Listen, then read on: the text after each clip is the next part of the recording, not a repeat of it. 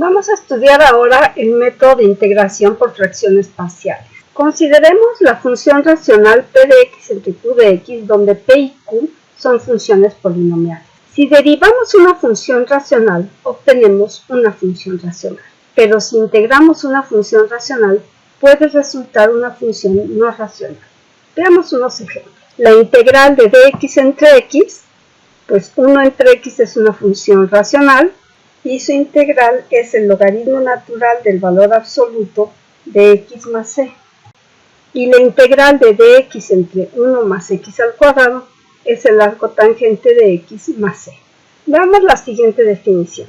Una función racional de la forma f de x sobre g de x, en la que el grado del numerador es menor que el grado del denominador, se llama función racional propia. Si f de x sobre g de x es una función racional impropia, se puede expresar como la suma de un polinomio y una función racional propia.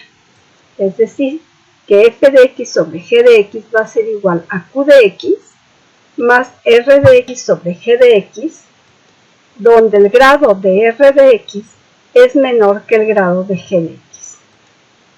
Por ejemplo, x a la cuarta más 5x entre x cuadrada menos 3x menos 1, si hacemos la división, podemos ver que eso es igual a x cuadrada más 3x más 10 más 38x más 10 entre x cuadrada menos 3x menos 1. Es decir, 38x más 10 es el residuo. Como toda función racional impropia se puede expresar como la suma de un polinomio y una función racional propia, solamente estudiaremos las funciones racionales propias. Un teorema general de álgebra dice que toda función racional propia se puede expresar como la suma finita de fracciones de la forma a sobre x más a minúscula a la k y bx más c entre x cuadrada más bx más c todo elevado a la m, donde k y m son números naturales y a mayúscula, b mayúscula, c mayúscula, y a minúscula, b minúscula y c minúscula son constantes. Y además, b cuadrada menos 4c es menor que 0. Es decir, el polinomio x cuadrada más bx más c igual a 0 no tiene raíces reales, o sea, es un polinomio irreducible. Recuerden que b cuadrada menos 4c es el discriminante del polinomio x cuadrada más bx más c, porque la a, es decir, el coeficiente de la x cuadrada, es igual a 1.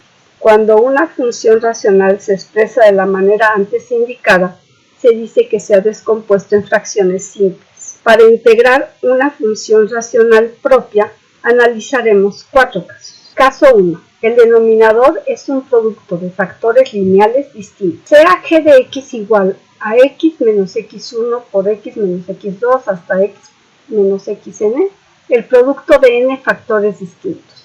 Entonces, la combinación lineal a1 entre x menos x1 más a2 entre x menos x2 más puntos suspensivos más an entre x menos xn se reduce a una única fracción con g de x como denominador común, siendo el numerador un polinomio de grado menor que n que contiene las a's con i igual desde 1 hasta n.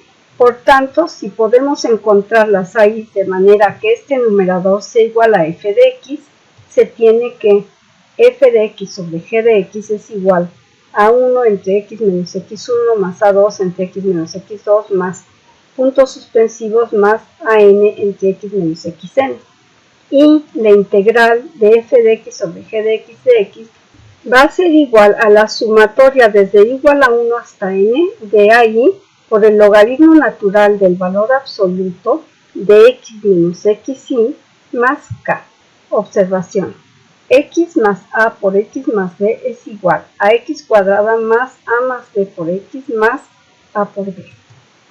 X más a por x más b por x más c es igual a x al cubo más la suma de los términos independientes a más b más c por x al cuadrado más el producto de a por b más a por c más b por c, todo eso por x, más el producto de los tres términos independientes, es decir, A más B más C. Fíjense cómo se sigue un patrón con respecto al producto de arriba.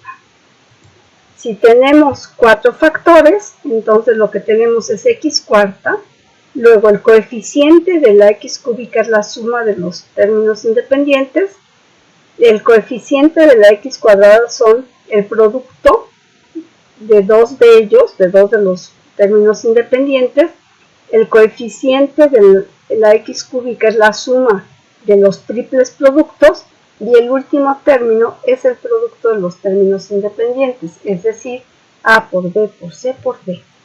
Y esto nada más es para que recordemos cómo están estos productos y se nos simplifiquen las siguientes integrales. Esta propiedad se puede demostrar por inducción sobre el número de sumario.